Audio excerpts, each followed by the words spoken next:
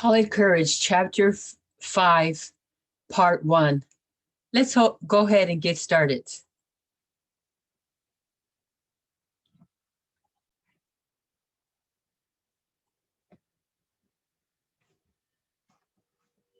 Homeward bound. A chilly sweat broke over Mafatu's body. He crouched there, listening, unable for a moment to make a single movement. The rhythmic message that boomed across the mountain brought him a message of doom. Thump, thump, thump, thump, thump, thump. It shivered along his nerves, setting his hair on edge. Warily, moving with utmost caution, Mafatu crept out of the house. The beach was softly brilliant in the light of the waning moon. Any figure moving along the sand he could have seen instantly. He stopped, every nerve stung like a wire. The beach was deserted, the jungle silent and black with mystery. The boy rose to his feet. Swift as a shadow, he turned into the undergrowth where the trail led to the high plateau. The jungle had never seemed so dark, so ominous with peril. The tormented roots of the mape trees clutched at him. Lianas tripped him. Tree ferns, ghostly in the half light, rustled about him as he passed. Their muted hush seemed to say, "Not yet, Mafatu, not yet."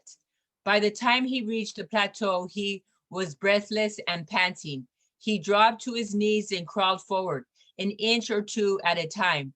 One false move might spell destruction, but he had to know.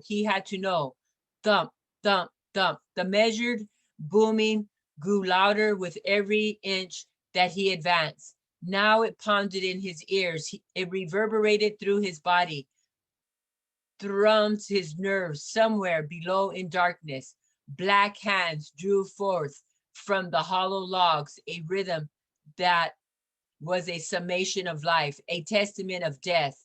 Yuri crept close to his master's side, the hair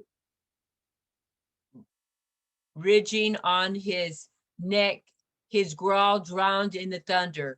Now the boy could see into the cleared circle of the sacred place. Leaping fires lighted a sense that burned itself forever into his memory. Fires blazed against the basalt cliffs, spurts of flame that leaped and danced, showers of sparks borne off on the back of the night winds. Now a deep, wild chanting rose above the booming of the drums. From his vantage point, Mafatu saw 6 war canoes drawn up on the beach, mighty canoes that were with high curving stems, decorations of white shell that caught the firelight in savage patterns. But what held the boy's eyes in awful trance were the figures, springing and leaping about the flames, figures as black as night's own face, darting, shifting, bounding toward the sky, the eaters of men.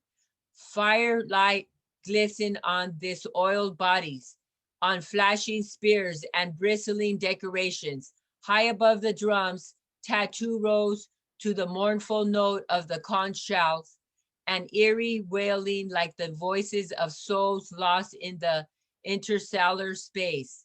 Mafatu saw that the savages were armed with ironwood war clubs studded with shark's teeth or barbed with stingray spike.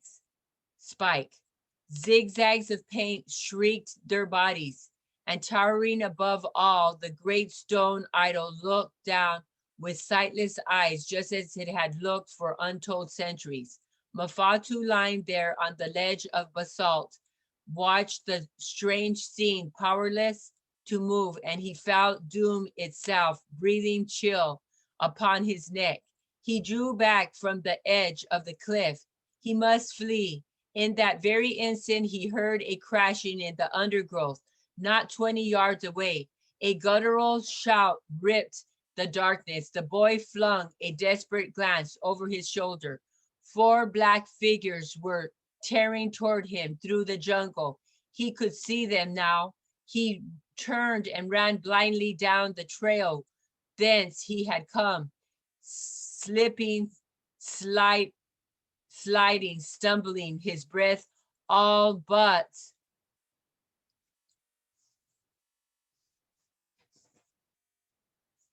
choking in his throat. He felt like a man drowning in ice cold water.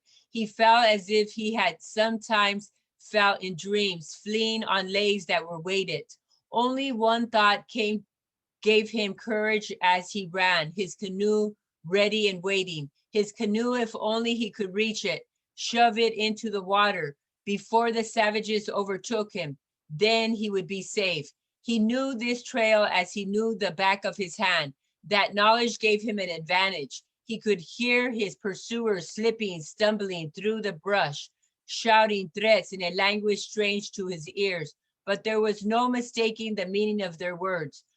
Oh, the boy dashed, fleet as an animal. Thorns and vines clutched at him. Once he tripped and sprawled headlong, but he was up and away in an instant. Through the trees, he caught a glimpse of white beach and his heart surged.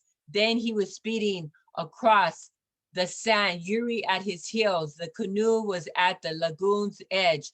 The boy fell upon the thwart, shoved the craft into the water. The logs under the stem rolled easily. In that second, the black men, yelling wildly, broke from the jungle and dashed across the beach. Mafatu was not a minute too soon. He leaped aboard and ran up the sail. The savages rushed after him into the shallows. A gust of wind filled the sail. It drew smartly. Now the men were swimming. One of them, in the lead, reached to lay hold of the outrigger. His black hands clutched the parao pole. The canoe slacked. Mafatu could see the gleam of bare teeth. The boy lifted the paddle and cracked it down. With a groan, the man dropped back into the water. The canoe freed, skimmed out toward the barrier reef.